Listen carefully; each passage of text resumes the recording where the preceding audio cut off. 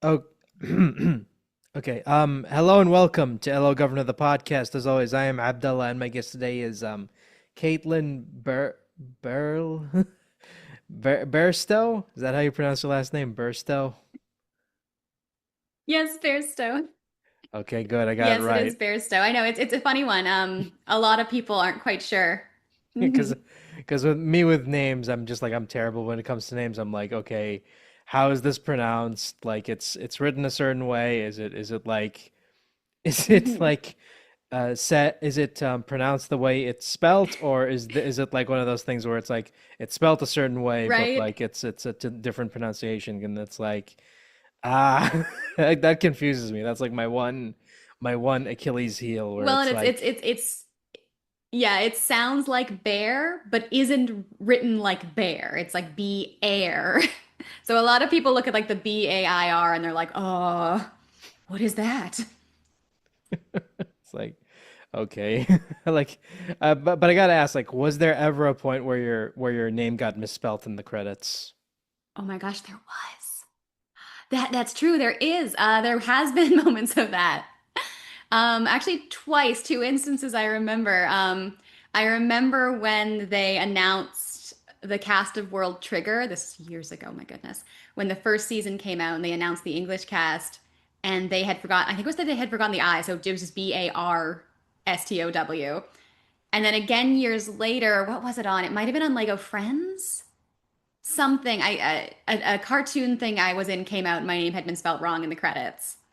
And so I had to like call my agent and be like, they spelled my name wrong. Is there anything we can do about that? And they're like, oh, yeah, we'll look into it. And then they get back like, we're so sorry. We don't know how that happened. We'll fix it. We'll fix it. So, but it does happen. It does happen, especially with names that, again, are anytime I see my last name, it doesn't seem, but I've been hearing it my whole life. But I have had a lot of people say it incorrectly.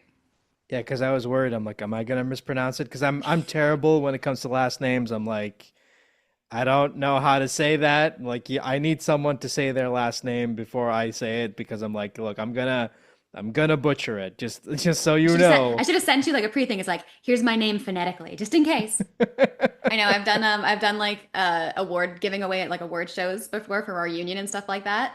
And I'm sitting there like I'm not gonna mess up any of these names. And then you like end up messing up like what do you call it, like two or three names, and it's like, damn it. You're like, no, I tried so hard. But Or but you anyway, like you practice, you're like, I know it said like this, I know it said like this. And then you yeah, say it wrong anyways, you're like, no. yeah. Uh, but first question is the obvious one. How did you get started, and what made you want to get into voiceover? Yeah, so I was my entire life I've just been a huge cartoon girly. Like I loved animation my entire life.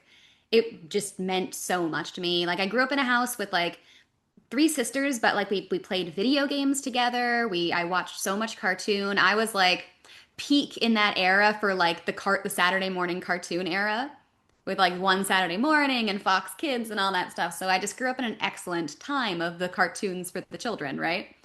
And I adored animation. I adored cartoons. It meant so much to me following these worlds, both like Western stuff, but also anime, of course, as like the big anime boom started to pop up with Sailor Moon and Cardcaptors. All of these shows just gave me so much joy. And my entire life, I'm like, I want to be a part of that. I want to be a part of that. Because, like, at the time, like, all my friends were like super into like Friends and Gilmore Girls. And I was over there like, yeah, but have you seen the latest episode of Dragon Ball Z, guys? And did you know it was recorded here in Vancouver? So I was such like a little animation nerd. And for the longest time, I'm like, I want to be in that world. I want to be in that world.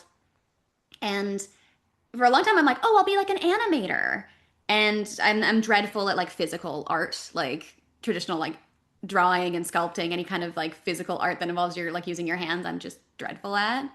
But the older I got, like, as the world of like voice acting and became more knowledgeable and like people began to know what a voice actor was, I'm like, oh, I'm pretty good at performance. I've always taken drama. I always feel very like big and performative. Maybe that's the avenue I could seek it.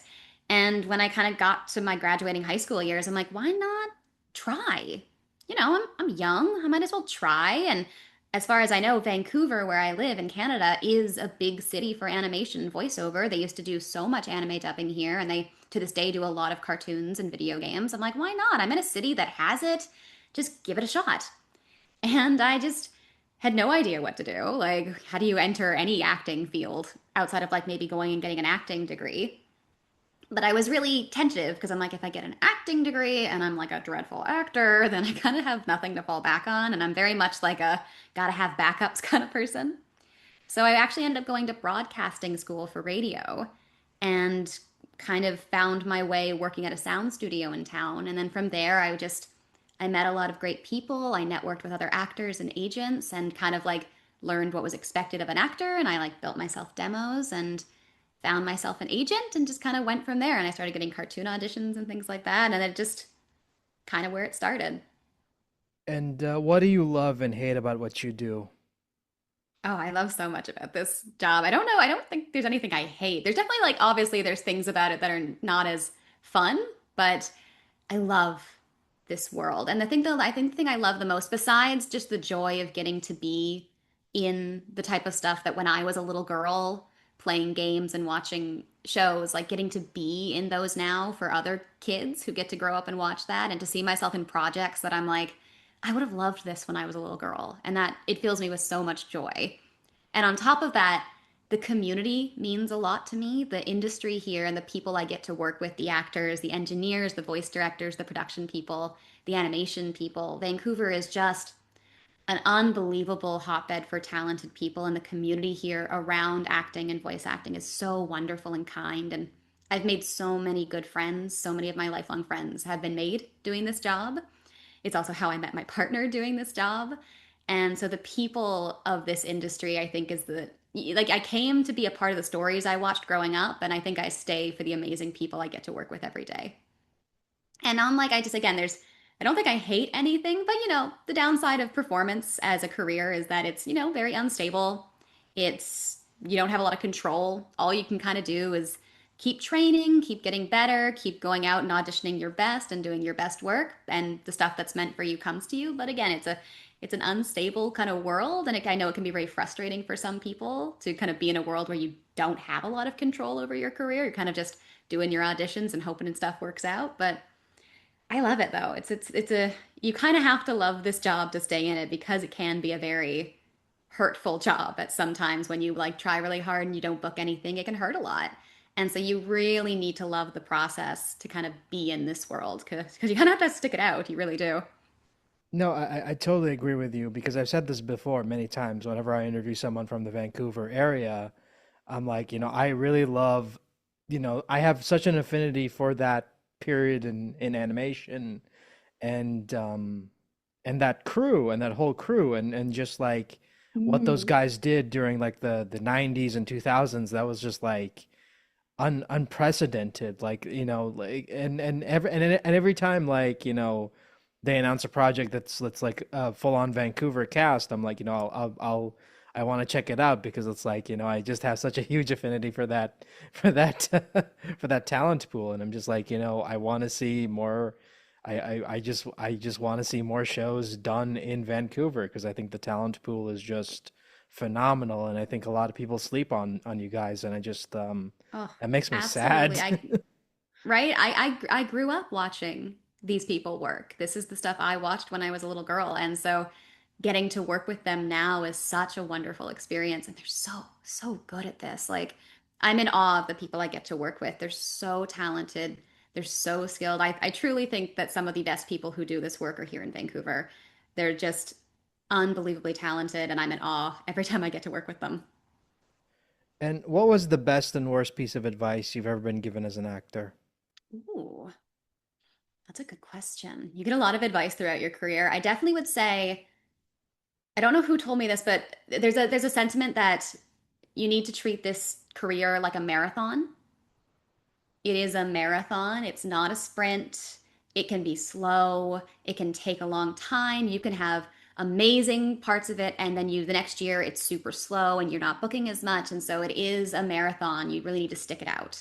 And you need to love it and you need to be willing to like take the bad times with the good times because it is a marathon. It's a journey. It is not a sprint. And so if it doesn't happen right away, just keep working at it, just keep going because some people it took them years before they booked their first job. Some people are super lucky and book right away. Some people take years to find their way into the industry. So definitely it's a marathon. It's not a sprint, it's a journey.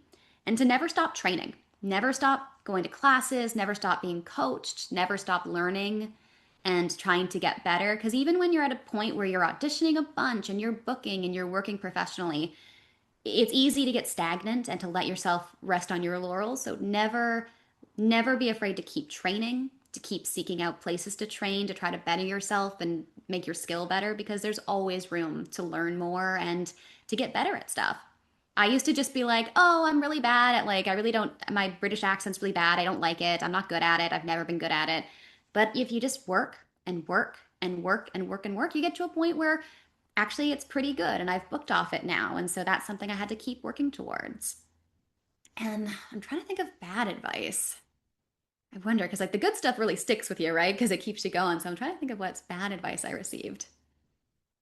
Um, maybe, and I think pretty early on in my career, there was people who would tell you like, oh, this is just the way it is. Don't feel like you can't really change anything. This is the way it is. And I think that is bad advice, actually. You can always change stuff. You can always work to make things better for your community and your industry. Something that I, as my career, have come to a lot is I really care about my industry and I really care about my community. And so I do a lot of volunteer work at our union. I do a lot of teaching, a lot of coaching because I really love this industry and I want people to like be brought up and new people to come in and also for things that maybe bother people to get better. And if things feel like there's no solution, I want to be one of those people who helps find that solution. So I think early on, sometimes people tell you, "Oh, that's just the way it is. It's just the way it is," but it isn't. And if something could be better, if something seems like it could be changed for the better to benefit the industry, to benefit your community, I think it's worth it to put the work in, to be someone who shows up, who volunteers at your union, who helps bring up new actors because it just betters the community and things can get better and things can change. And I think being someone who wants to be a force for change is something people should believe in and should do. And out of all the characters you've voiced, which one would you say was the toughest? Ooh, the toughest. Hmm, toughest.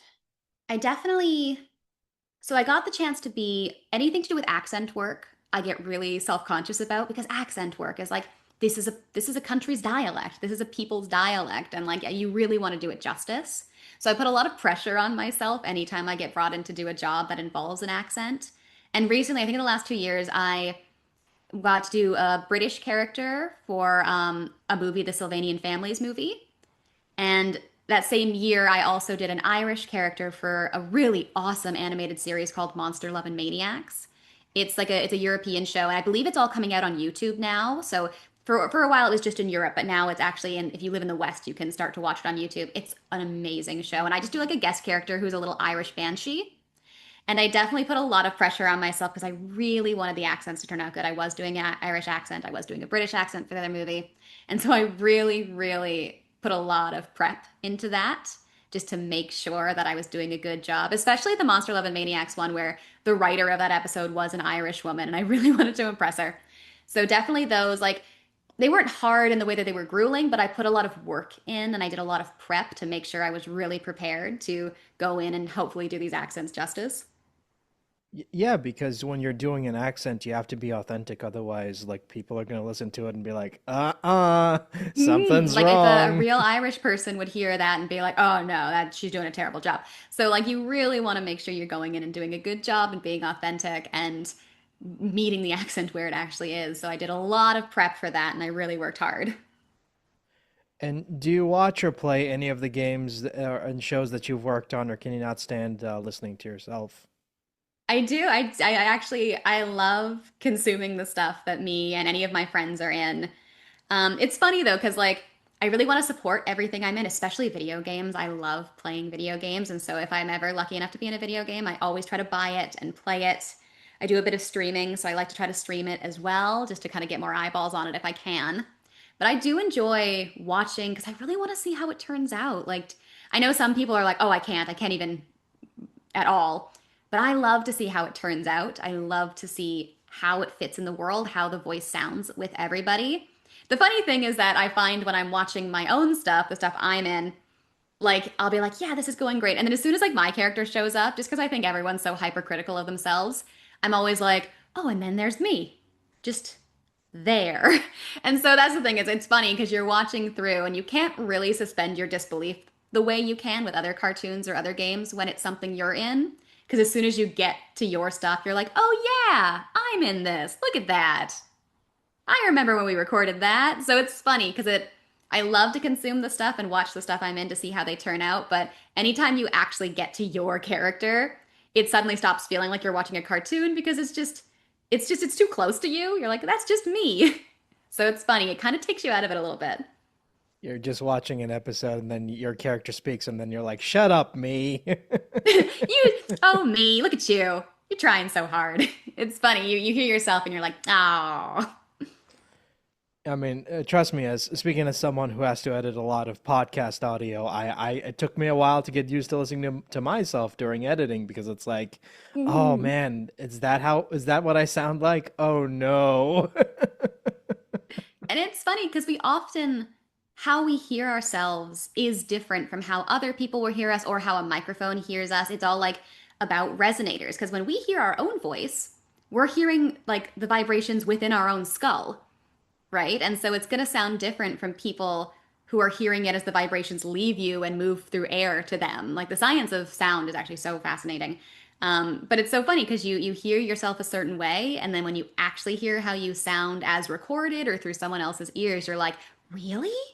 That's what my voice sounds like? That definitely doesn't sound like how it sounds in my head. And sometimes like whenever I, interview a person for the podcast, and I spent like hours an hour or so editing the audio and listening to them talk, and then I go back and watch like the stuff that they worked on, and I'm like, and then I just like that's all I hear. That's I It's don't all you hear. hear, right? Is their I real don't, voice. yeah, I don't hear like the character anymore. It's just like, oh, that's Tom. Oh, that's John. Oh, that's whoever, you know? Right? My sister says this to me a few times whenever she watches stuff I'm in. I'll be doing like different voices, and she's always like, it just sounds like you to me. That's just how you sound like. And so it's very, because you're trying to do all these characters and you're trying to change them up, and your voice, sometimes you're doing just different personalities, but sometimes you're trying to do wildly different voices. But then the people who are close to you, who've heard your voice a lot, are just like, oh, well, that's just Caitlyn. That's just what your voice sounds like. And how did you take to dubbing? Was it easy or was it hard? Ooh. Well, I remember it not being too difficult. I mean, the first time you jump in, it's always like this is a very technical thing compared to doing prelay or like video games when you actually have to match everything. There's a lot more technique to it. I started dubbing actually doing live action dubs years ago when I was just starting out. I used to work with a company that would like dub German movies and things like that into English. So that's kind of where I learned to dub. And then later, when I started going in for anime and animation and stuff, I kind of already had that skill. So I was able to kind of follow. And we do the three beep method mainly. I still think that is, I think the prevalent method for dubbing is the three beep method. Though I know there's other methods like the kind of bouncing ball or the like ticker tape method is becoming a lot more popular as well. Definitely. I think when I started doing the three beep method, I kind of I'd known about it, I'd seen behind the features, and so like I knew what to expect. And so I don't remember it being too difficult to pick up. But the first time I ever did the like follow the moving script method, which is where they'll have the script on screen and it actually moves. So like as the scene is moving, the script will be moving as well so you can do longer scenes. And I actually the first time I did that, it really threw me for a loop because I was so focused on the moving script that I felt like I couldn't look at the animation at all. So that one definitely took me a little bit more to get used to, but I'd been doing the three beat method for so many years. So at that point, I'm like, oh, this is a whole new method of doing it. Yeah, because depending on who you ask, like some dubs they do the three beeps thing, while Mm-hmm. others do the whole like karaoke method, for lack of a better Mm-hmm. term. No. And yeah, and I found the three beep method pretty easy to pick up, just again, because I'd seen so much of behind the scenes. But the karaoke method, I was a little thrown for a loop the first time. I was like, whoa, this is kind of weird. The script is moving so fast. I'm just trying to read it as I'm like, all this stuff is happening with my character. And I kept being like, are the lip flaps matching? I can't even tell. All I can do is look at this script. And when you're dubbing, do you look at the script or screen? Ooh, I find I look at the, I'll do a back and forth mainly, but I like to try to look at the screen if I can. Because then you can get a lot more like detailed with the mouth movements and your character's movements when you're really watching what they're doing. So especially like for shorter lines, I'll like give it a quick look and then watch the screen. And then for longer lines where you can't quite memorize it as quickly, I'll definitely try to do like an up and down where I like look at it, then kind of look up and follow, and then look up and follow. Because I really do like being able to see the screen to see what the animation is doing. Because then you again you can just get so much more detailed with how you're matching the lip flaps, and you're more likely to see, oh, there's a little, the character does a bit of a micro pause there. I should try to work that in and stuff like that. Though when I did the karaoke method, I found I could only look at the script because I'm like, it's moving so fast. And was there ever a point where you did a line read and then the director was like, "Oh, we gotta do that again because it was too short. It didn't match the flaps." Oh yeah, happens all the time, all the time. I feel like anytime we go in for a dub, you'll have ones where you're like, I nailed that, and they're like, ooh, it's actually a little short. It's actually a little short. It's not gonna quite work. And it's a real bummer sometimes because sometimes you're like, oh, I really liked that performance on that line. I hope it fits. I hope it fits. Please fit. Please fit. And then they're like, ooh, it's so close, but it's just a little short. And you're like, oh no, I love that one. So it happens all the time. You're like, you get pretty good at it, but of course, like the longer the line is, the more complicated it is, the more that's happening with the animation. It's pretty typical for you to like do a first take and you're like, ooh, it was a little too short, or ooh, I went a little too long. So it's pretty common to get those directions of like, okay, we got to slow down a bit, or you could take more time on the front half, but not the back half. And luckily, the engineers are so amazing that sometimes you'll be given the wonderful news of like, it doesn't quite fit, but I think I can cheat it if I move it slightly. And you're like, yes, it's the best. And how do you avoid vocal damage? Ooh, that's an excellent question. I really care about vocal health. It's something I really try to prioritize in my work. I train with a really wonderful singing coach who's given me so many great exercises and tips to keep my voice healthy, especially when you're doing game work.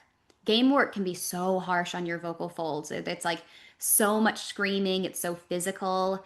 So, like, taking care of your vocal health is so important. And so, some things I do is obviously the obvious stuff. Always try to warm up before a session, always cool down after your session. It's the same as working out. Stretch your body. Like, I've come out of game sessions where like my voice is fine, but I'm like, oh, all my back muscles are super sore because I was tensing so much. I was screaming so much. It's so physical. So always warm up, cool down, stretch beforehand, stretch after. And if you're also going in for like really harsh vocal sessions, I really love phonation, straw phonation.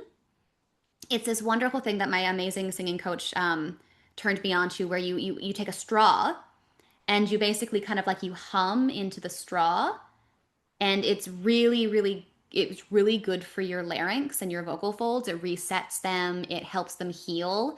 I believe she told me once that if you do something very vocally strenuous, you'll heal faster, not if you just stop speaking, but if you take care of your voice, stop speaking, but incorporate small bits of like humming or phonation into it. It just kind of warms it back up and resets your larynx. And so I really like straw phonation. Sometimes if I'm doing a really harsh session, like every break, I'll go out and I'll pull out my little phonation straw and I'll like sit in the corner and phonate for like a minute or two just to reset my larynx. So that's really good too. Straw phonation, if you're someone who does voice and uses your voice a lot, straw phonation has been wonderful for me. Taking a hot shower after and getting a lot of steam into your vocal folds is really good too. But yeah, treat it like exercising. You got to warm up, you got to cool down, you got to stretch after, hydrate, so much hydration. And another tip I was given is you can't hydrate right before. It takes like 24 hours or like several hours for the hydration to get into your body. So if you have a voice job, you should start hydrating 24 hours before. And so if I have a voice job the next day, I usually am like, okay, I've got to have like 8 bottles of water today to make sure I'm hydrated for tomorrow, and then keep hydrating the next day during the session just to keep the hydration up. And keeping your vocal folds hydrated is super important as well. And and how did you get involved in My Little Pony? So My Little Pony, I was very, very lucky. So I actually was a fan of My Little Pony Friendship is Magic before I had my agent, before I had kind of started booking voice work. I had Years ago, this is such a silly story. Years ago, I had seen somebody made an AMV using Soul Eater and the song Giggle at the Ghosties from the first two episodes of My Little Pony Friendship is Magic season 1. And I remember I watched this AMV and I'm like, what is this song? And then I went down a rabbit hole of My Little Pony Friendship is Magic season 1 and being like, oh, this is the new My Little Pony. It's so cool. It's so awesome. And I think I watched all of like seasons 1 through 4.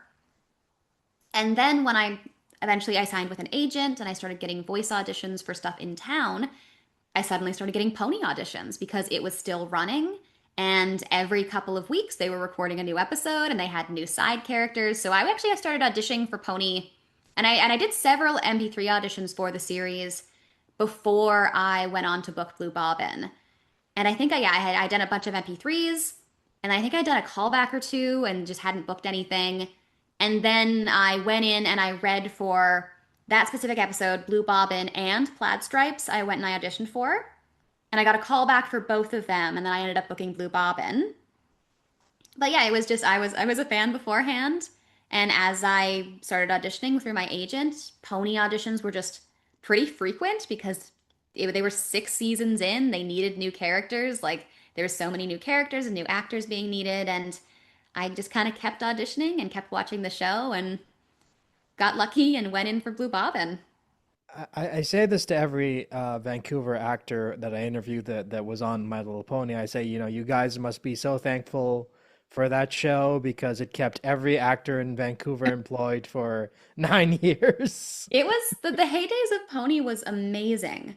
Because again, there was auditions for like 3 new characters every 2 weeks. It's such a blessing to get a show like that in town because a lot of when you do this work, especially animation, most shows don't go past 1 or 2 seasons.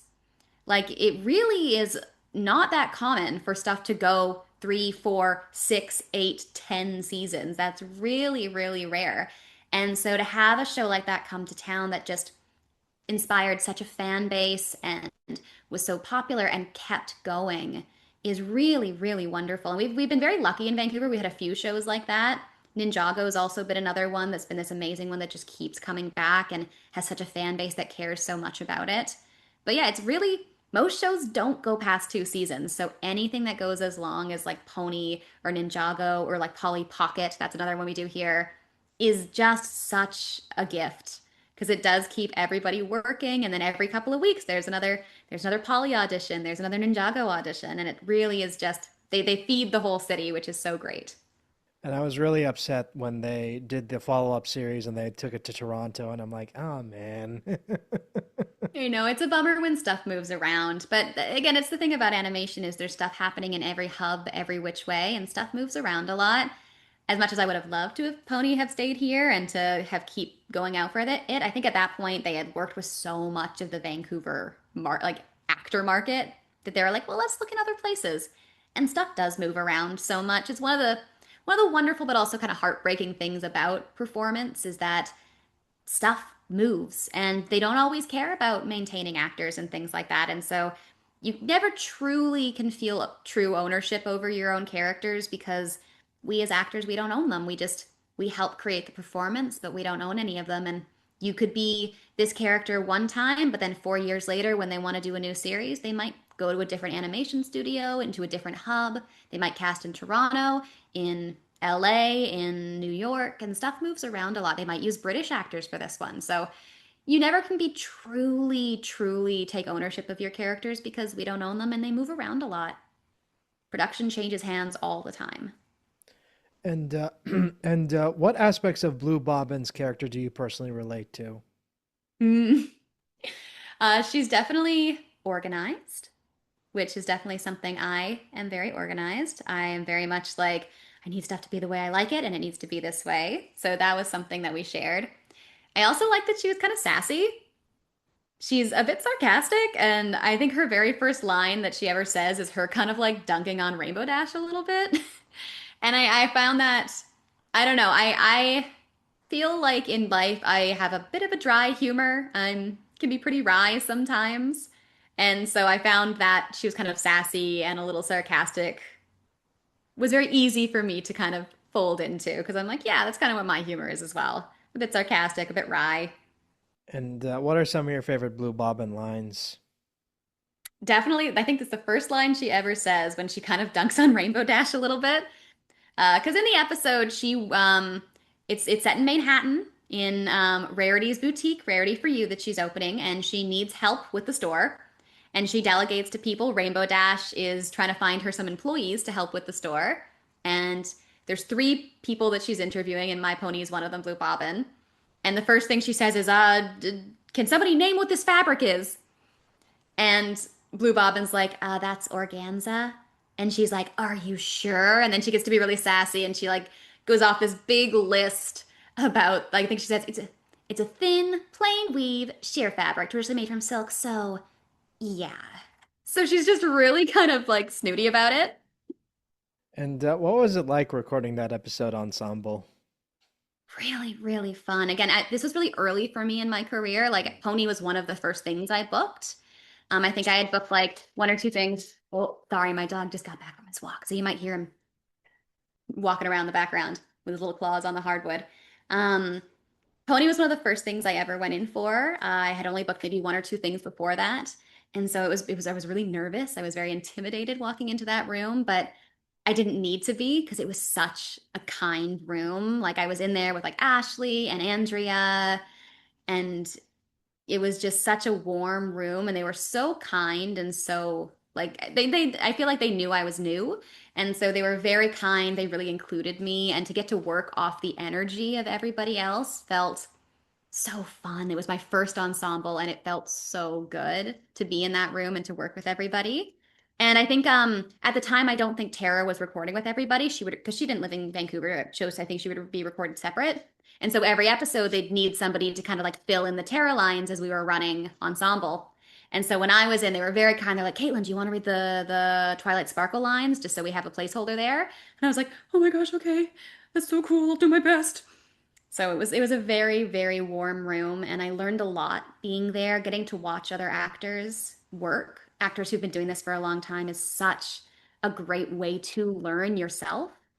And I learned a lot being in that room, and I felt very included in that room. And it's one of my favorite early experiences of working in this industry.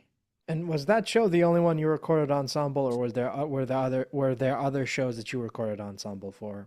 Oh yeah, it's something that's we're very lucky in Vancouver that we really try, the industry here tries to prioritize ensemble recording when it can. So a lot of our shows record ensemble up here, which is again such a gift. But yeah, Pony, of course, always record ensemble. I worked on a show called Lego Nexo Nights, that was ensemble recording. And those were really fun. Those were really fun rooms. I played a main character's little sister, so I kind of came in near the end of the show, but the room was so set and warm. And again, you just come and get a work off of everybody's energy. And yeah, what else? Most things are. I feel like most of the stuff I've done have been ensemble. Polly Pocket. Stuff had to go individual when you're during COVID, unfortunately. So there was a bunch of shows I did during COVID that I unfortunately didn't get to work ensemble with everybody. But yeah, Polly Pocket was ensemble. I did a bunch of pilots that were all ensemble. Yeah, it's we try to do ensemble here whenever we can. COVID pushed things individual for a while, but it's coming back now, which is so great. But it's always such a fun experience. Again, I think the flow and the energy is just so much better when we get to work off each other like it's a play. I feel like you really get gold when you work with actors that way.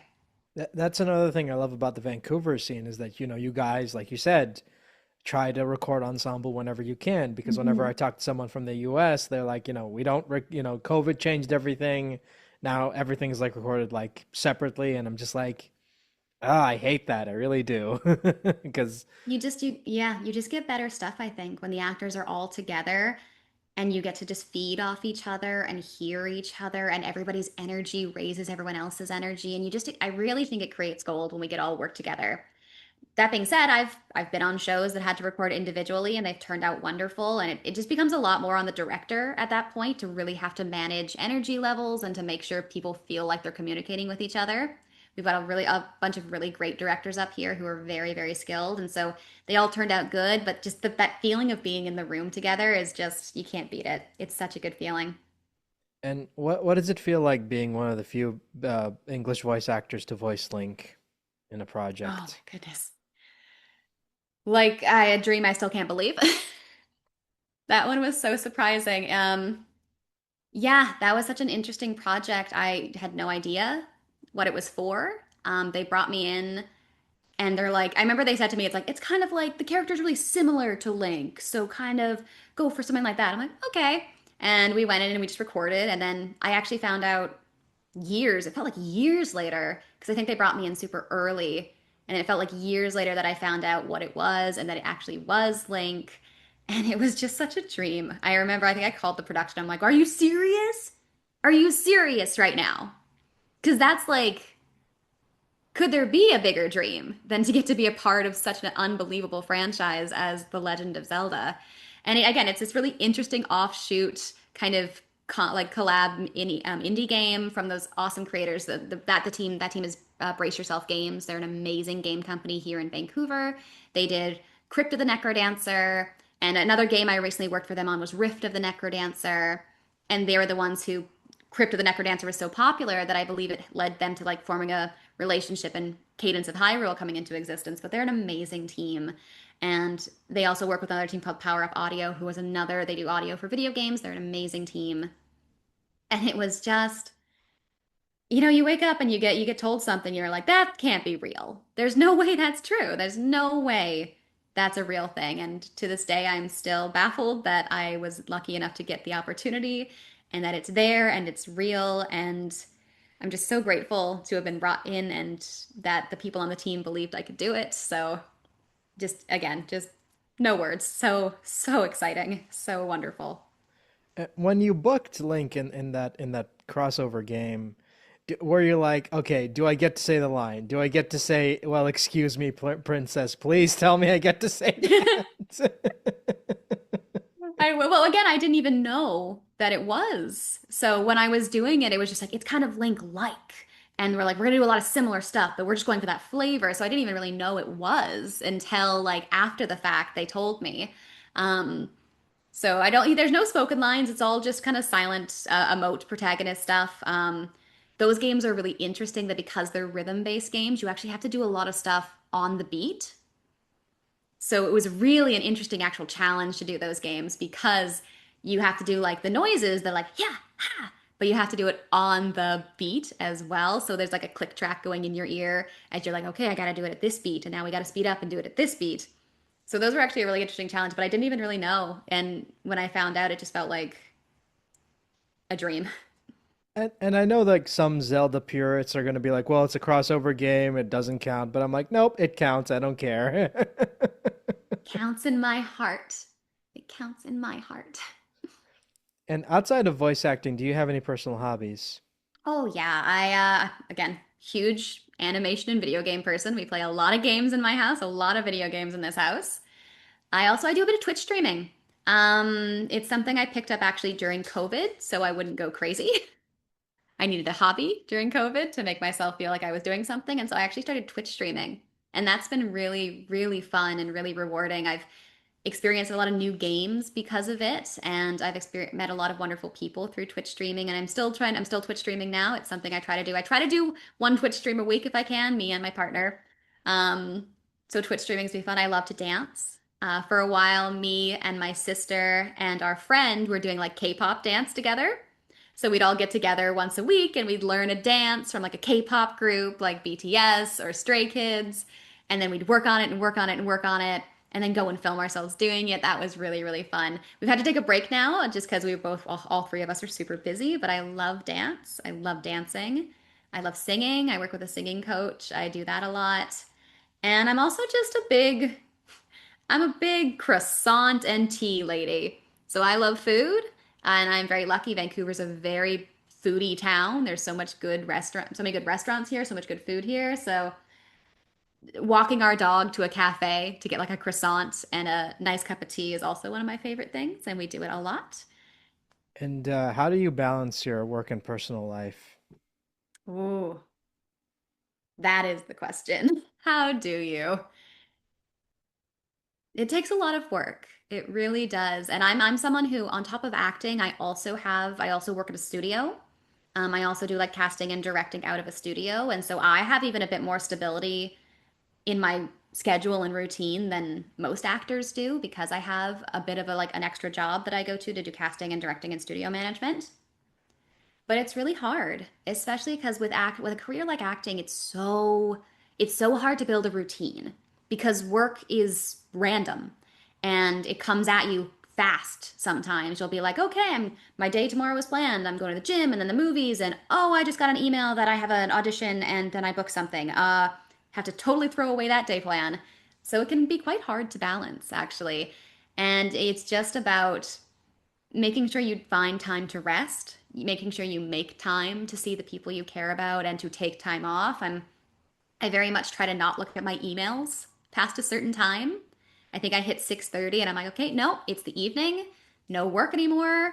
I don't want to check my emails now. There's probably no chance I'll get a last minute thing that needs to be done.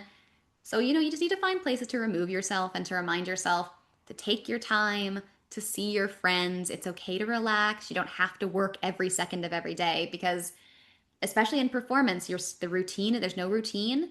And every day can feel like work because there's no structure to it. So, like, even if I don't have voice work one day, well, maybe I should take a class. Maybe I should meet up with my singing coach. Maybe I should do some research about an audition I have coming up. Maybe I should find opportunities or update my demos. And it can be really, really, really easy to let the work take over because it doesn't feel like work, but it is, and you can get burnt out. So, just trying your best to remember keep your evenings free. Don't feel like you always have to be working. It's okay to not do anything. It's okay to sit on my couch and play video games once in a while. That's fine because it's all about taking care of yourself and finding the balance there in a world where the balance is really hard to find. Yeah, definitely. Because like, I remember asking someone this when, and they're like, acting is all I know. And he's like, whenever I'm not doing acting, I'm thinking about acting. I'm thinking about like trying to perfect the craft, to take classes, to do this, to do that. So it's like Mhm. even when I'm not acting, I'm basically like acting is my life, basically. And it's like, yeah.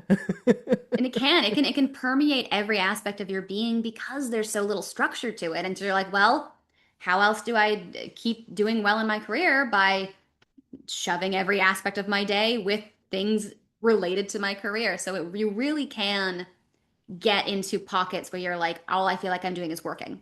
All I feel like I'm doing is taking classes, looking up like opportunities, trying to network, like updating my demos. And so you really just need to let yourself step back. And also, a lot of people don't think about it like this, but just living a life is acting training. It is going out with your friends, going to see movies, all of that can be training, but it doesn't feel like it is because it's fun and it's relaxing. And so just having a life is good for your acting. So don't be afraid to be like, I don't have to work on my demos today. I don't have to email my agent to ask about a job today. I can just take a day, and that's just as good for me and my mental health and my career as doing all that work stuff is. And if you could voice any existing character from any established franchise, who would it be and why? Ooh. I tend to try to not think about like specific characters because I find if you get too attached to a character, there's so many factors that can lead to where work goes and stuff like that. And so it can be a little bit heartbreaking if you try to get attached to too many things. I prefer to think about franchises or types of games, like types of projects. I would love to work, like to get to voice somebody in a Macross series. I love Macross. Macross Frontier, Ronka Lee is a character that I really identified with a lot when I was younger and really helped encourage me to follow my dreams and try acting out. So Macross has a big place in my heart. I'd love to voice anything in a Macross show. I'd love to voice a fighting game character. Fighting games are so interesting. I'm dreadful at them, but they're so cool and I love the character focus that you get in a fighting game. So I've always wanted to be a part of a fighting game. And like cool JRPGs. I like grew up with JRPGs. Like I grew up with Tales of Symphonia.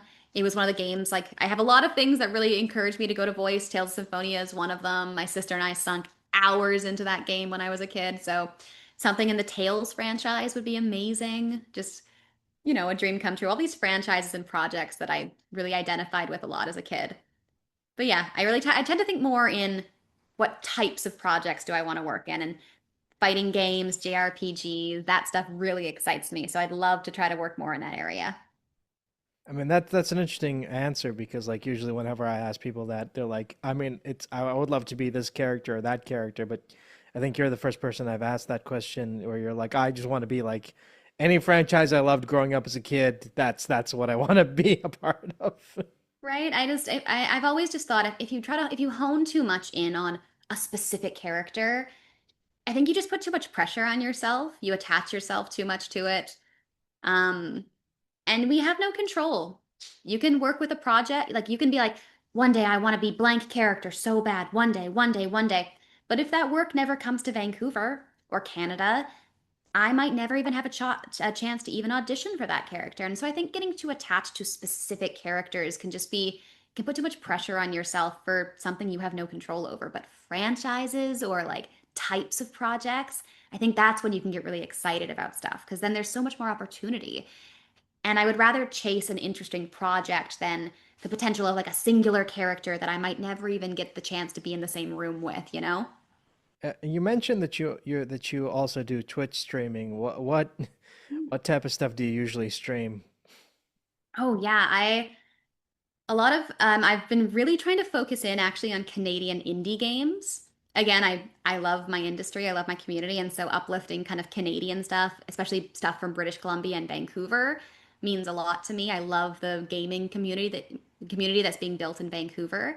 And so indie Canadian stuff I really love to put time into. I've been playing a lot of Infinity Nikki, which is a lot of fun. I've been playing Nikki games for years.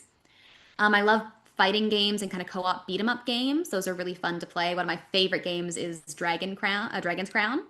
And we've actually been playing this awesome Canadian indie game from Clay, the people behind Don't Starve, called Rotwood. It's like a roguelike beat 'em up co-op game. It's been so much fun. But yeah, a lot of Canadian indies. Definitely. I really like to focus on Canadian indie games. That's great to hear. Like I mean, again, as like I said, as someone who has an affinity for the Vancouver scene, it's nice to see someone who's trying to keep the spirit of that alive and somehow, even when the work is like dried up. Mhm. But I agree. This is like this is the community I was raised in. This is the community that made me want to be an actor, and now I get to be an actor in it, and I want to just keep building it. There's an amazing gaming industry building here in Canada and in Vancouver and BC. So many awesome little indies are popping up, and there's so much creative stuff to be done in indie games. Like it's such an exciting time. And so again, I really love hyping up Vancouver and the Vancouver industry. I also wanted to like ask because this year is the 15th anniversary of My Little Pony, and I'm kind of wondering like, does it feel weird that that show is 15 years old, or is that just me? Because I'm having trouble like trying to comprehend the fact that that show is like 15 years old now. I'm like, it feels weird. It's such a funny thing when you're like, oh wow, that thing I watched when I was a kid, which doesn't feel that long ago, is now like 20 years old, and you're like, whoa. But yeah, it is interesting. Again, I started what like I knew about Pony before I became a voice person, before I got an agent and was auditioning. And so like it existed even before my voice journey existed. And then I was very lucky that I got to be a part of it in my voice journey and then it was such a part of Vancouver. But yeah, it ran for 10 years and now we're like 10 years, 15 years removed from it running for 10 years, which is it's just unbelievable. Yeah, because I saw a post on like Blue Sky the other day, and it's like, oh yeah, remember the Obama years? Those were 15 years ago, and I'm like, God, I feel old. Right? You're like this beloved franchise is now 28 years old and you're like, "What? I definitely watched that as a child." It can't be that old, can it? But it so is. I think about the stuff you grew up on, like Pokemon and the original Sailor Moon. And they're like, that stuff's so old now. And you're like, oh my gosh, I guess it is. No, but I think like with My Little Pony because like that show aired when I was 20, I'm like 35 now, and I'm like, so it doesn't feel that old to me, but it's like it's 15 years old, and I'm like, what is time? What is What is time? time? What is this world? No, didn't that wasn't that just airing 3 days ago? I swear. Has Because it it was been 15 years? because I was watching the Blue Bobbin episodes to prepare for this interview, and I swear like this could have like these episodes could have come out this year, and I would have like they I wouldn't have noticed. You know? Well, I also think that that also just speaks to the writing quality and the animation quality on My Little Pony, and that it feels like such a timeless show. Like it can be really easy for shows to feel dated by the time you kind of get to them. If you're like, oh, well, this show's 10 years old, or oh yeah, it really feels this show feels very like mid 2000. Like I can see it. And Pony always felt very timeless. They did a very good job of crafting a very timeless world and timeless characters, and the animation's so beautiful, and it holds up. Like it holds up because not everything can last 5 years removed. I go back and watch some stuff I watched as a kid that I thought was like the height of storytelling, and I'm like, oh, this is like incomprehensible.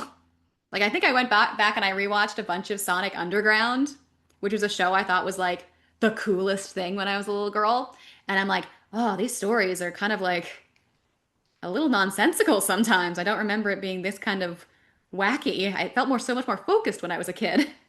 Okay, look, say what you will about Sonic Underground, but the theme song was a The banger. theme song is unbelievable. It lives rent free in my brain. It gets to the part where like the mom's like, "I long for my children, but I have to wait." And you're like, this is the height of storytelling to my little child self. And it's funny because like I think the biggest problem with Sonic Underground is that you can tell it was one of those early shows where it was like one of the first shows that was animated via like digital. So like Mm. so the animation looks horrible because the animators didn't know what they were, but it was still a new technology because they're like we were used to animating with cells, but now you're telling us we have to do this digitally, and it There's a just like totally different way to do it. yeah, and it just But then looks as I was a awful. kid, it looked so cool to me. But again, when you look back at stuff in hindsight, like we were actually doing a big rewatch on Reboot recently because a really awesome documentary about it came out just recently.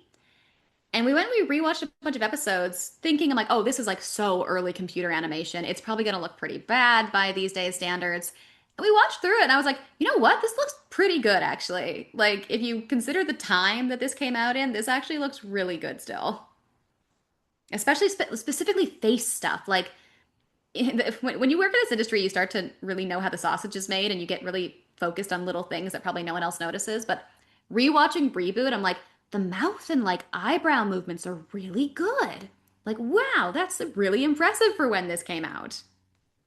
Oh, look, say what you will about Reboot, but I adore the fact that because the animation was so limited, Hexadecimal's face couldn't like move, so they came up with the Mm. whole masks thing where her face, where she switches masks, and it's brilliant. Like, just Hmm. oh God, I Or love Reboot. Yeah. everybody's given like shoulder pads because like joints were hard to do. So they're like, well, let's put kind of like shoulder pads on the shoulders and stuff so that we can kind of hide the kind of joint movements. Like when you have limitations like that, it kind of opens the door for you to be creative, to have to find solutions, and you end up with cool stuff like, oh, all the characters have these like really cool aesthetic shoulder pads, and oh, that was to help deal with a limitation of the animation. How interesting. And then you get to like season 3 and 4, and then the animation suddenly becomes much more bearable, and it's like, wow. Well, and it was so popular. They're like a lot of stuff. The thing that happens a lot is like if you get a season two, sometimes your budget actually goes down because they're like, well, we don't know if we're gonna get anything past this, so yeah, maybe a little less money. I think Reboot was so popular that like I think the budgets were getting bigger and the teams were getting bigger. Like I think at a time it was the most popular show on like YTV, which is like the Canadian Toonami kind of block. I mean, it's the same thing with Beast Wars. Like, Mm. everyone looks at that and laughs now, but it's like, look, man, as a kid watching this, like the moment David K's Megatron stepped on screen, I'm like, that's my guy. There was back like again, hindsight, there was nothing like this at all. And then here it is. And it just seems like world shattering the first time you see it. And like again, you look back and you're like, well, stuff is so much nicer now. It's like, well, yeah, but we had nothing like this back then. This was the first. This was like the industry changer. And like, look how interesting it is that this was like, it came out and it just totally changed the industry. Yeah, man. I look, man. Again, I adore the mainframe era, like Reboot Hmm. and Beast Wars. I think those are like top tier shows that are like required viewing of anyone who wants to get into animation. I mean, sure, it's like, you can watch them now and say like, "Oh, it's so dated, whatever," but it's like, but no, it's really good. Like the writing on So good. the writing on those shows is just phenomenal. And then you had like Tony Jay as the main villain in Reboot. No, my goodness. Well, and how much did it blow everybody's mind? When was it going into season two or season three? Where it's just, uh-oh, time jump. Bob's gone and we're hanging out with adults. Enzo. Like, blows your mind. Like that type of storytelling when you're a kid is just it changes your world. And again, you can see like I consume this stuff, and it made me crave this industry and this world, like to be a part of it. Like that type of stuff was like the height of storytelling for me. Okay, how weird was it when you worked on My Little Pony and meeting Andrea for the first time because she was on Reboot and you're like, was there ever imposter syndrome kicking in? I feel like there's always imposter syndrome. I feel like imposter syndrome is something that like never goes away. You just kind of deal with it. Even like there's veterans I talk to who've been doing this way longer than I have, and they're like, "Oh yeah, I'm always like a little nervous before every record." So I think it never goes away. But it's definitely like I had seen Andrea in so much stuff growing up. She was obviously Andrea, but like she was Madeline for a while. She was in so much stuff growing up. So just to be around all these actors who were in so many things when I was a child. I definitely was super nervous when I went in, but they're again, they're such good people. Like they're so kind and so open and like they just welcome you in with open arms the first time you step into that booth. They're like, "Yeah, get in here. We're doing cartoons." And you're like, "Wow, thanks, guys." So it definitely imposter syndrome never goes away, but the community here is so kind and so welcoming that you just feel like you're one of it when you start working.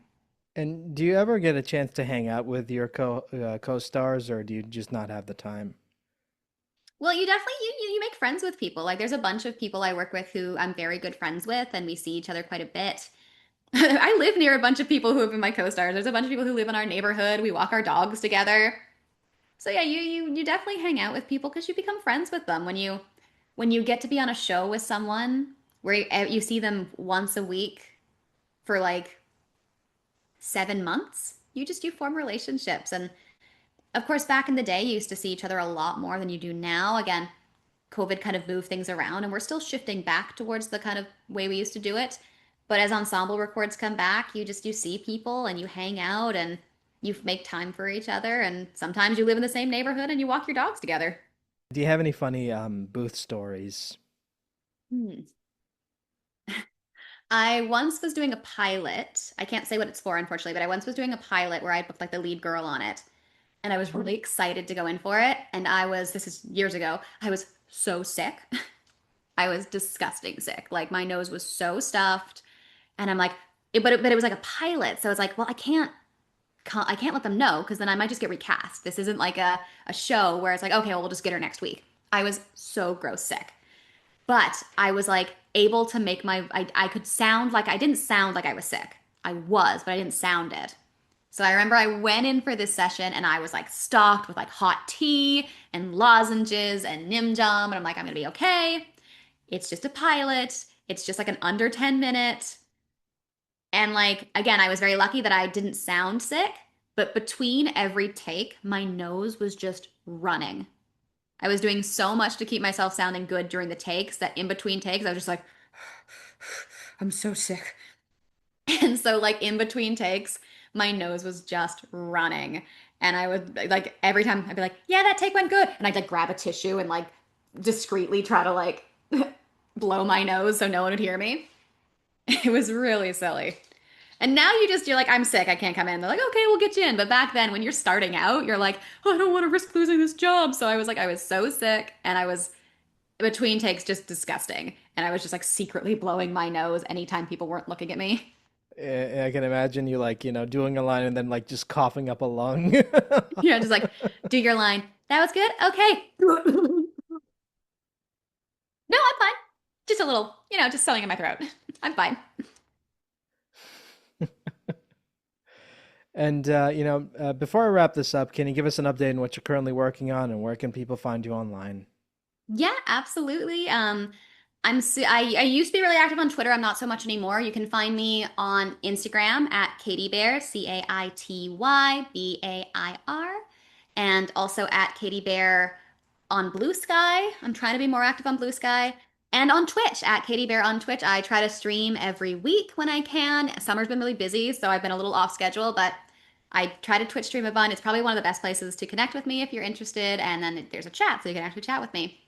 And yeah, a bunch of the stuff I'm working on right now, I can't quite talk about. But one I can talk about that is coming out soon is I got the chance to work on this awesome local indie game from an amazing creator called Love at the Milky Way Diner.